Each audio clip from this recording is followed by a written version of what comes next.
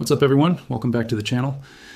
Today I'm diving into something that doesn't get nearly enough attention in mainstream media, but could fundamentally reshape the global order as we know it.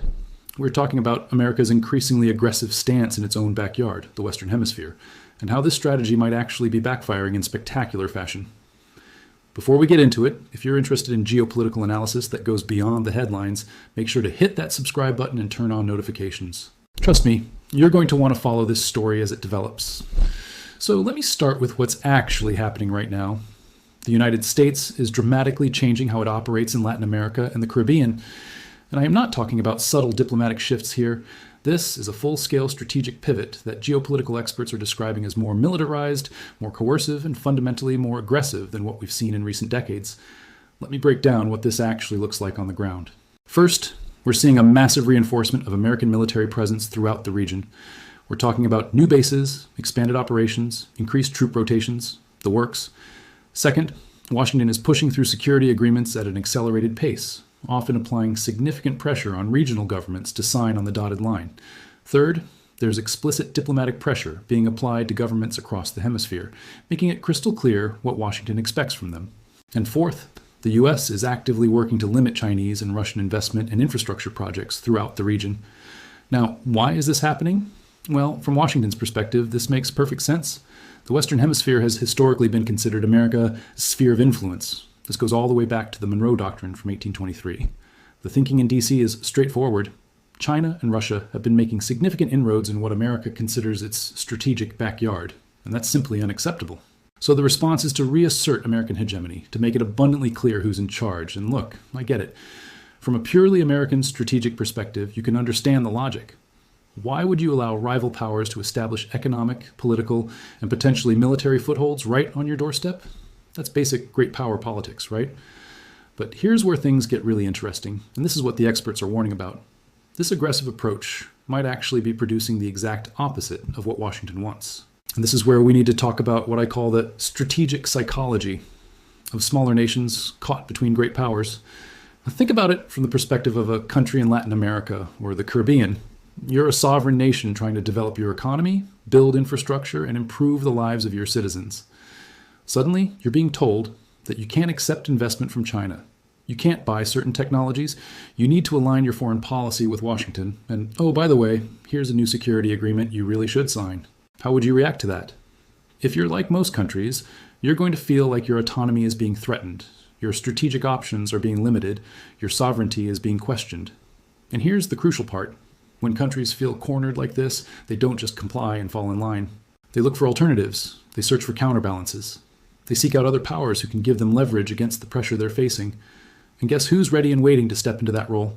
China and Russia. This is the irony that experts are pointing out.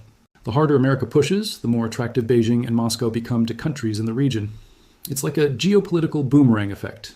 The very actions meant to keep rival powers out are actually pushing countries toward those same rivals. Let me explain how China and Russia are capitalizing on this. China's approach is particularly sophisticated. Instead of showing up with military threats or political ultimatums, Beijing comes in with checkbooks. They're offering credit, investment, and trade deals. No strings attached, or at least that's how they present it. They're building ports, roads, telecommunications networks, and crucially, they're doing all of this while publicly championing the principle of non-interference in domestic affairs. The message is clear. We respect your sovereignty. We're here to help you develop, not to tell you how to run your country.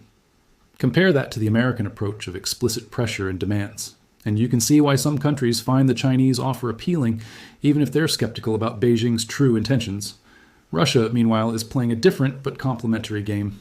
Moscow is masterful at the information war, pointing out what they see as hypocrisies in American foreign policy.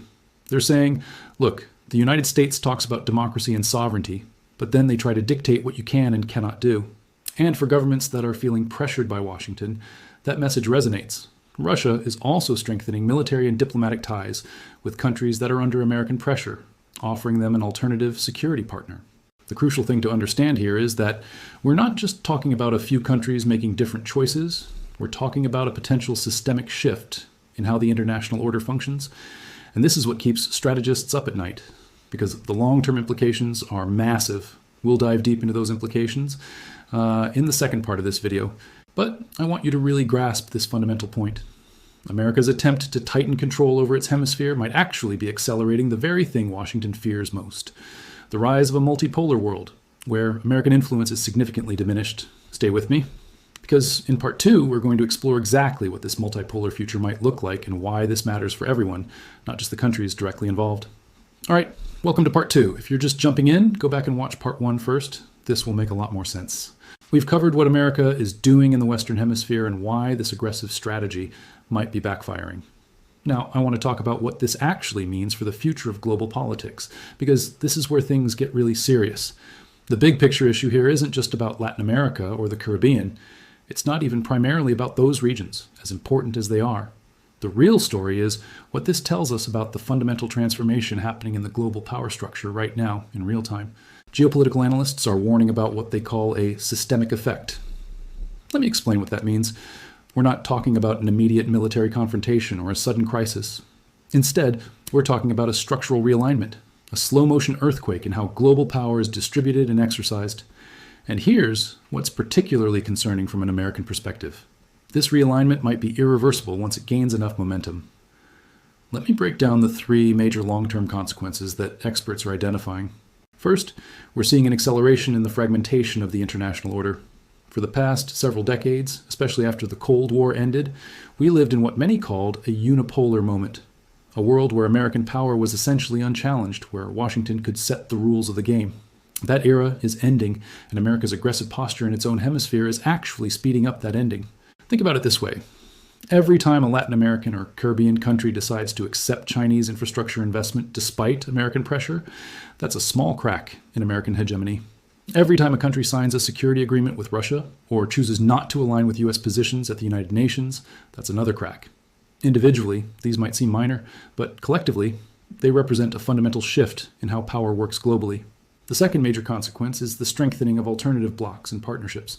We're seeing the emergence of what some analysts call the Global South plus China and Russia alignment. This isn't a formal alliance like NATO. It's much more fluid and interest-based, but it's real.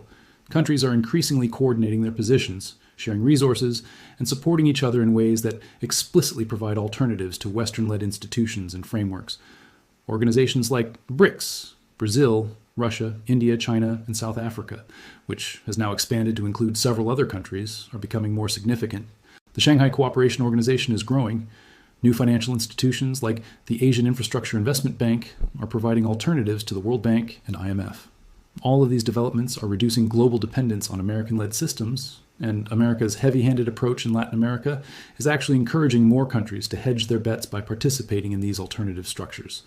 The third consequence, and perhaps the most important from Washington's perspective, is the reduction in America's ability to build and lead global consensus. American power has never been purely about military might or economic dominance.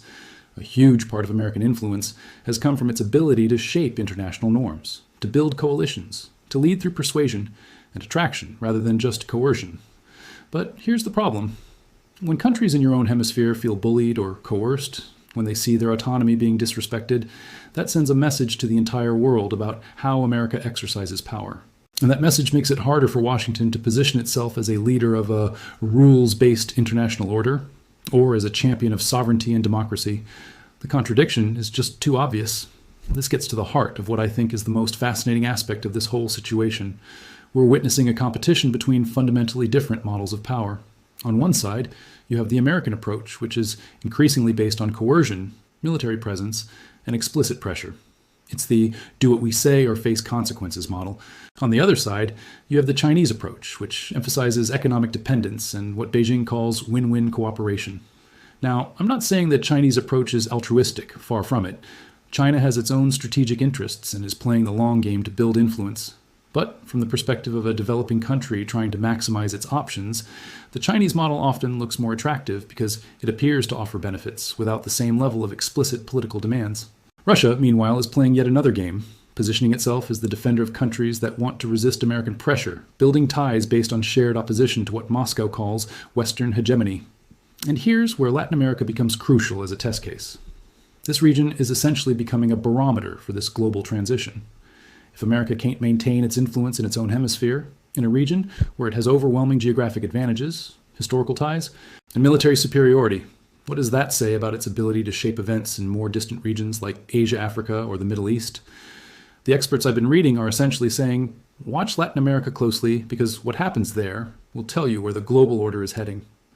If countries in the Western Hemisphere successfully diversify their partnerships despite American pressure, that's a strong signal that the multipolar world is here to stay.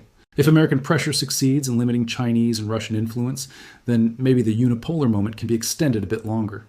But here's my take after researching this extensively. The harder America pushes with coercion, the more it contributes to its own declining influence. It's a paradox of power. The very actions intended to maintain control are accelerating the loss of control. Because in the 21st century, influence increasingly flows to powers that can offer attractive partnerships, not just to powers that can threaten consequences. This doesn't mean America is destined to lose its position as a major global power. Far from it.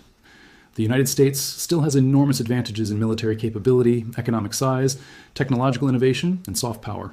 But it does mean that the era of unquestioned American dominance is ending, and ironically, America's own strategic choices are helping to write that ending.